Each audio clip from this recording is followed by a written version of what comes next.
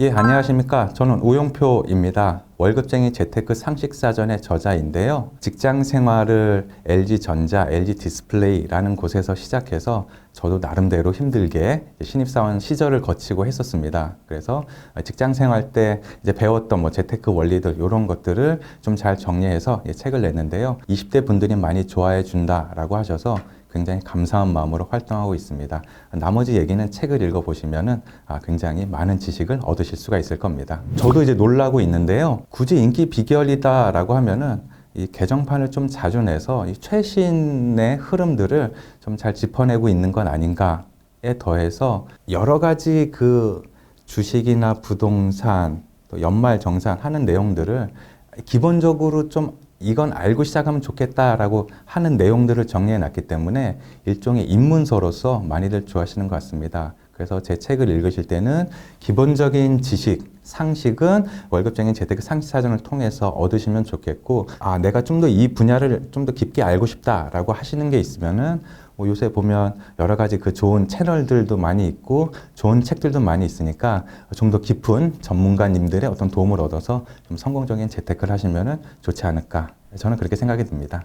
월급쟁이뿐만 아니라 이 세상 모든 사람들이 이제 재테크를 해야 되는데 보통 자영업자라든가 사업가 또는 연예인 분들 이런 분들은 한 방이 있습니다. 그래서 계속 고생만 하다가 어느 순간 짠 하고 이제 잘 되는, 그래서 굉장히 부를 많이 쌓는 그런 기회가 있을 수도 있는데요. 직장인들의 경우에는 한 방에 갑자기 당신 잘했으니까 연봉 10배를 내년에 받도록 해, 이런 경우는 별로 없습니다. 그렇기 때문에 이렇게 쌓아가면서 꾸준히 월급을 받을 때 그 돈을 가지고 재테크를 하는 게 일단 현실적으로 주어진 가장 최선의 방안인 거고요. 보통 이렇게 약간의 유머를 섞어서 얘기하자면 내가 오늘 빚을 지면 내일에 내가 그 빚을 갚을 거다, 이런 얘기들 있지 않습니까? 마찬가지로 오늘 내가 재테크를 하면은 내년에 나 또는 10년 후에 나가 고마워할 거다라고 하는 점이 있기 때문에 비단 직장인뿐만 아니라 다들 재테크를 해야 되지만 그 중에서도 특히 이 직장인들, 월급쟁이라고 불리우는 경우에는 좀 재테크를 좀 꾸준히 잘 해서 미래의 나에게 지금의 내가 고맙다는 얘기를 들을 수 있도록 좀 준비하시는 게 좋지 않을까라고 생각을 합니다. 직장인이 재테크에 유리한 이유 이제 몇 가지가 있는데요. 그 중에서 저는 3가지를 뽑아봤었습니다. 이 외에도 여러 가지 이유가 있을 수 있겠지만 가장 먼저는 이 재테크를 할 때 이제 꾸준히 할 수 있게 하는 어떤 그 주기가 직장인의 월급과 재테크의 주기가 굉장히 잘 이렇게 매치가 됩니다. 그러니까 한 달에 한 번 월급을 받는다라고 하면은 한 달에 한 번 주식을 산다, 펀드에 넣는다, ETF에 투자한다 하는 것들이 가능하고요. 그리고 거기에 더해서 일단 견적이 이렇게 바로 나옵니다. 그러니까 내가 올해 급여가 얼마고 연봉이 얼마고 하는 것들은 다들 자기 자신은 잘 알고 있지 않습니까? 그거와 마찬가지로 내가 올해는 얼마, 그리고 조금 더 오르면 내년엔 얼마. 책상에서 우리 과장님이나 부장님 저기 임원 보면 월급이 얼마더라 하면은 내가 나중에 재테크 계획을 그에 맞춰서 세울 수 있다라고 하는 점도 직장인이 월급쟁이가 재테크에 유리한 어떤 또 다른 이유가 될 수가 있겠고요. 마지막 이유는 이 돈을 벌기 위해서 돈을 쓸 필요가 없다라고 하는 점도 있습니다. 자영업자분들, 가게 사장님들 이렇게 보면은 월세도 내야 되고 직원분 있으면은 또는 알바생 있으면 이렇게 급여도 줘야 되고 돈을 벌기 위해서, 장사를 하기 위해서 내 돈이 들어가야 하는데요. 직장인들은 교통비라든가 이런 최소한의 비용만 지출하면 그 다음에는 회사에서 다 알아서 해주니까, 그러니까 보면은 회사 다닐 때 당신은 우리 회사 책상을 쓰니까 책상에 대한 사용료를 내라 이런 경우는 없지 않겠습니까? 그렇기 때문에 어떤 최소한의 비용으로 최대의 효과를 얻어낼 수 있는 그런 급여 이 시스템이기 때문에 이런 점들을 잘 활용하면은 이 직장인이 다른 어떤 그 사람들에 비해서 좀 더 재테크를 잘할 수 있는 기본적인 여건이 된다, 이렇게 볼 수가 있겠고요. 마지막 숨겨놨던 장점이 하나 있는데요. 그렇게 쉽게 그 직장인들은 나락에 빠지진 않더라고요. 유명 유튜버들, 유명 연예인들 보면은 한순간의 잘못으로 인해서, 예를 들면은 뭔가 불미스러운 사건에 엮인다라고 하면은 한순간에 모든 수입이 끊기는 경우가 많지 않습니까? 그런데 직장인은 웬만한 잘못이 아니면은 회사에서 잘린다든가 하는 것들이 그렇게 쉽게 되지는 않기 때문에 약간의 그 보호를 받을 수 있다는 측면도 직장인이 좀 재테크에 유리하다 하는 걸로 좀 이해를 해보실 수가 있겠습니다. 보통 보면 저랑 이제 이야기를 나누시는 많은 분들이 신세한탄을 합니다. 아니 강사님, 아니 그 작가님, 저는 그 월급을 받으면 마이너스 대출 이거 갚기도 급급하고 마이너스 안 나면 그나마 다행인데 왜 돈을 모으라고 하십니까? 라고 그렇게 저한테 화를 내시는 경우가 있는데요. 일단 죄송합니다. 그런데 이 직장인이 재테크를 하는 좋은 방법, 뭐 여러 가지가 있을 수 있겠지만 가장 기본적인 방법 중에 하나는 이 돈의 흐름을 좀 바꿔보자 하는 겁니다. 월급이 들어왔을 때 그 월급이 어떤 흐름을 스쳐가는가 를 한번 생각해 보시면 대부분의 경우에는 뭐 신용카드라든가 할부라든가 이런 것들이 먼저 돈에서 빠져나가고 그 다음에 남는 돈으로 이걸 재테크를 할까 아니면은 내가 좀 평소에 사고 싶었던 걸 살까 이런 식으로 계산을 하게 됩니다. 이렇게 하면 이 악순환, 그러니까 마이너스의 삶을 끊어낼 수가 없습니다. 그래서 약간만 좀 발상의 전환을 해서 돈이 들어오면 우선 그 중에 내가 재테크 하기로 이제 마음먹은, 결심한 어느 정도의 금액이 있을 겁니다. 그러면은 그 금액은 우선, 이건 내 거가 아니다.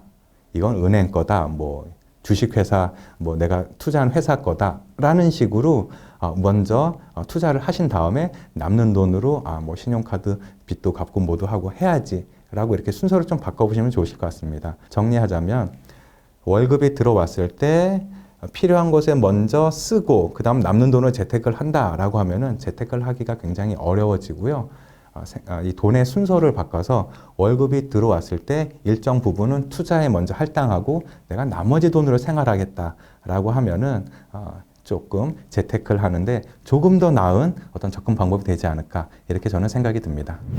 종잣돈에 대해서는 아주 감사하게도 당신은 종잣돈 얼마 모아? 라고 이렇게 뭐 법에 써져 있다거나 뭐 규칙이 있다거나 하진 않습니다. 그러니까 내가 상상하는 이 정도의 돈은 나에게 종잣돈이 될 것 같아 라고 하는 게 일단 종잣돈이라고 할 수가 있는데요. 보통 보면 주식이나 ETF를 한다라고 하면은 뭐 100만 원, 1000만 원 단위 이것도 굉장히 큰 종잣돈이 될 수가 있고요. 부동산을 한다라고 하면은 뭐 3천만 원, 5천만 원, 1억 원 정도가 있어야 이제 시작을 할 수 있다라고 하는 게 굉장히 일반적입니다. 그래서 종잣돈이 얼마냐라고 했을 때는 각자 이제 판단을 할 수가 있는 상황인데요. 그럼에도 그렇다면은 이 종잣돈을 얼마로 한번 목표를 세워볼까라고 하면은 보통 한 3년 정도면은 내 연봉의 한 2배 정도 모아보고 10년을 목표로 한다라고 하면은 아주 세게 뭐 내 연봉의 5배 또는 10배 이렇게 한번 목표를 잡아보시면은 이건 종잣돈이다 라고 할 수가 있겠습니다. 그래서 직장인들의 경우에는 누가 종잣돈을 턱 주면서 해봐 뭐 이런 경우는 없지 않습니까? 처음에 얘기와 비슷하게 내가 받고 있는 급여에서 이제 종잣돈을 마련해야 되는데요. 그래서 내 급여에 또는 내 연봉에 한 2배에서 5배 정도를 우선 1차 목표로 잡으시면은 이 종잣돈의 내 목표 이렇게 한번 정해 보실 수가 있습니다. 이렇게 얘기하면은 당신 장난치는 거 아니야? 어떻게 3년 안에 내 연봉의 2배를 모은단 말이야? 라고 그게 반발심이 생기실 수가 있는데요. 예를 들어서 내 연봉이 뭐 3천만 원이다, 5천만 원이다 라고 하면 2, 3년 안에 뭐 5천만 원, 1억 원 이렇게 모아야 된다는 거 아니냐 이런 계산을 하실 수가 있습니다. 그런데 목표를 그렇게 잡았는데 그렇게 되지 않는다고 해서 인생이 실패하는 건 아닙니다.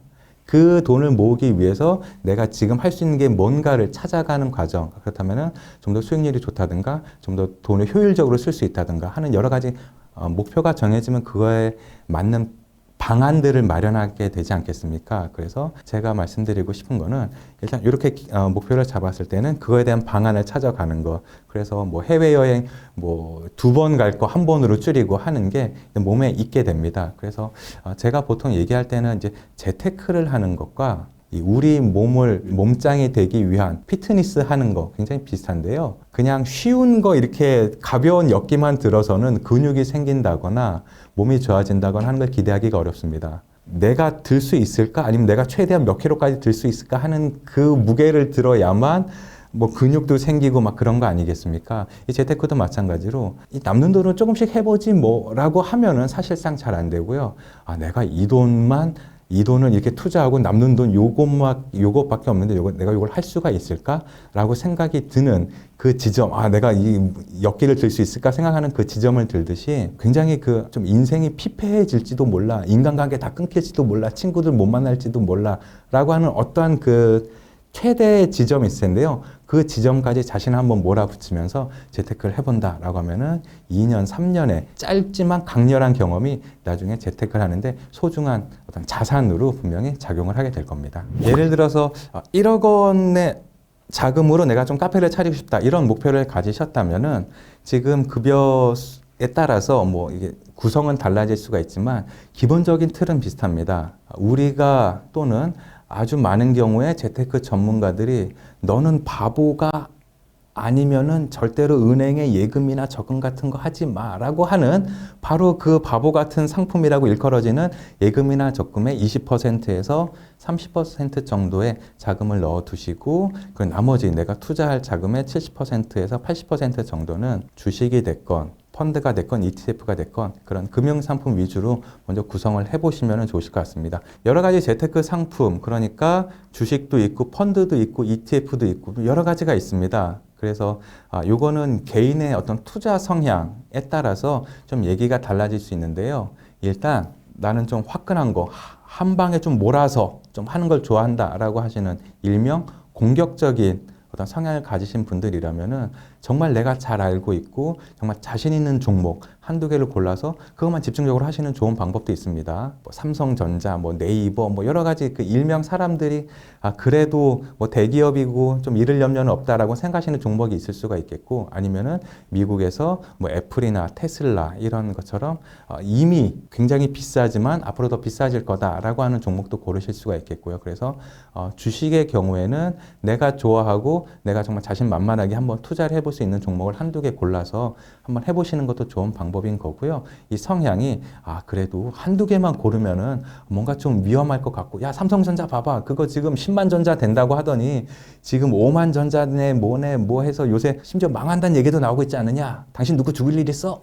라고 생각하실까봐 이런 성향의 분들은 이 ETF, 그러니까 한두 개 몰아서 하는 게 아니라 뭐 코스피 지수 또는 미국의 S&P 지수, 나스닥 지수, 뭐 다우존스 지수 등등에서 이렇게 조금 서서히 올라가는 거, 적어도 제로가 될 염려는 없지 않느냐라고 하는 그런 성향을 가진 분들이라면은 뭐 ETF를 하시면 좋겠고요.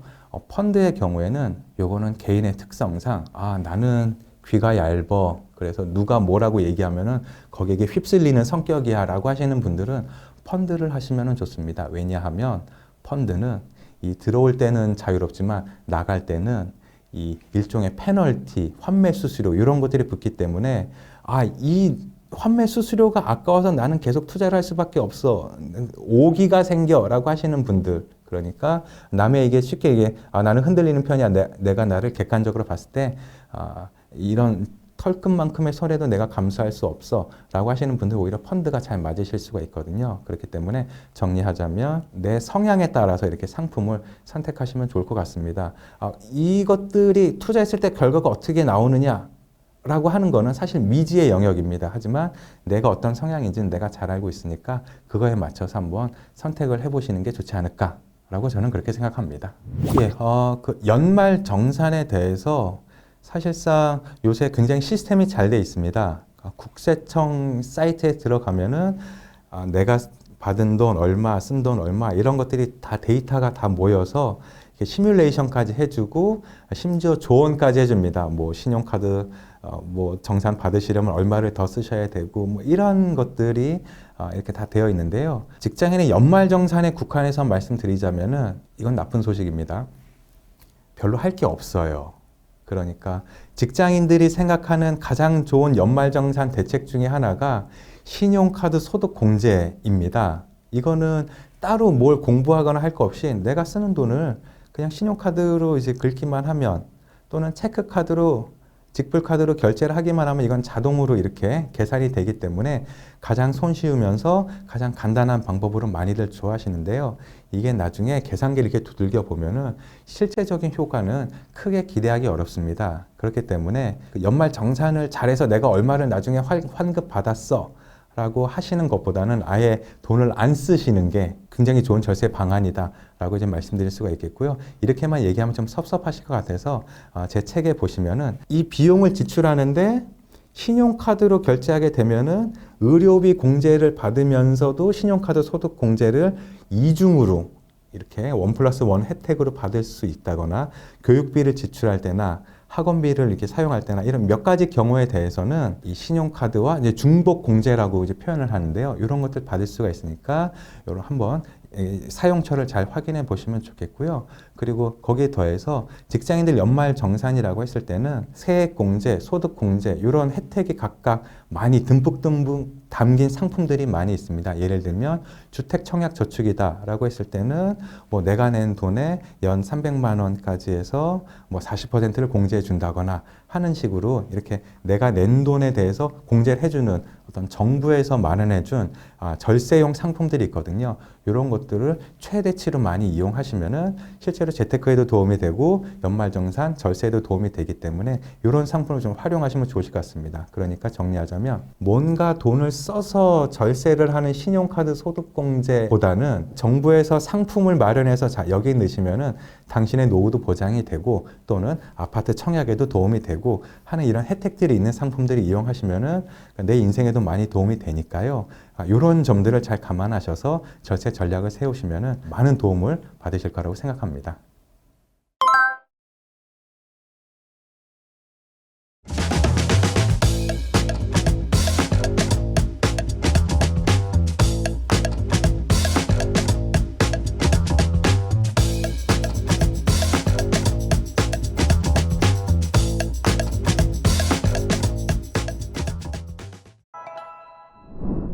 본 방송에서 제공하는 투자 정보는 투자 판단에 참고만 하시기 바랍니다. 강흥보 대표, 최강천 본부장, 이한 전문가, 김민영 전문가는 개인 투자자에게 전화, 메시지 등 개별 접근을 하지 않습니다. 모든 결제는 트레이드 스터디 사이트에서만 이루어지며 별도의 계좌로 입금받지 않습니다. 각별한 주의 부탁드립니다.